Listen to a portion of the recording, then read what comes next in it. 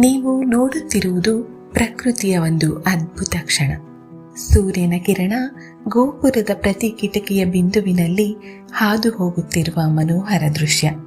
ಇದು ಸಾಮಾನ್ಯ ದೃಶ್ಯವಲ್ಲ, ಇದು ಎಕ್ವಿನಾಕ್ಸ್. ಏನಿದು ಎಕ್ವಿನಾಕ್ಸ್ ಅಂದ್ರೆ? ಎಕ್ವಿನಾಕ್ಸ್ ಅಂದ್ರೆ ಸೂರ್ಯನು ನೇರವಾಗಿ ಭೂಮಧ್ಯ ರೇಖೆಯ ಮೇಲೆ ತನ್ನ ಬೆಳಕನ್ನು ಬೀಳಿಸುತ್ತಾನೆ. ಹೀಗಾಗಿ ಹಗಲು ಮತ್ತು ರಾತ್ರಿ ಎಲ್ಲೆಡೆ ಸಮಾನವಾಗಿರುತ್ತದೆ. ಹಾಗಾದ್ರೆ ನಾವು ಈ ಎಕ್ವಿನಾಕ್ಸ್ನ ಯಾವಾಗ ಕಾಣ್ಬೋದು? ಕೇವಲ ವರ್ಷದಲ್ಲಿ 2 ದಿನ ಮಾತ್ರ. ಅದು ಮಾರ್ಚ್ 20 ಆ್ಯಂಡ್ ಸೆಪ್ಟೆಂಬರ್ 22.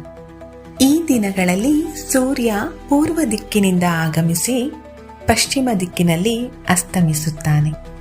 ನಮ್ಮ ಪ್ರಾಚೀನ ದೇವಾಲಯಗಳ ಶಿಲ್ಪಿಗಳು ಈ ನಿಖರ ಕ್ಷಣವನ್ನು ಆವಾಗಲೇ ಅರಿತುಕೊಂಡಿದ್ದರು. ಹಾಗಾಗಿ ಆ ಜ್ಞಾನವನ್ನು ತಮ್ಮ ಕಲ್ಲಿನೊಳಗೆ ಕೆತ್ತಿ ಇಟ್ಟಿದ್ದಾರೆ. ಇಂದು ನಾವು ಕಾಣುವ ಈ ಬೆಳಕಿನ ಮಾರ್ಗವೇ ಅದರ ಸಾಕ್ಷಿ. ಇದು ಕೇವಲ ಬೆಳಕಿನ ಚಮತ್ಕಾರವಲ್ಲ, ಇದು ಕಾಲದ ಲೆಕ್ಕ.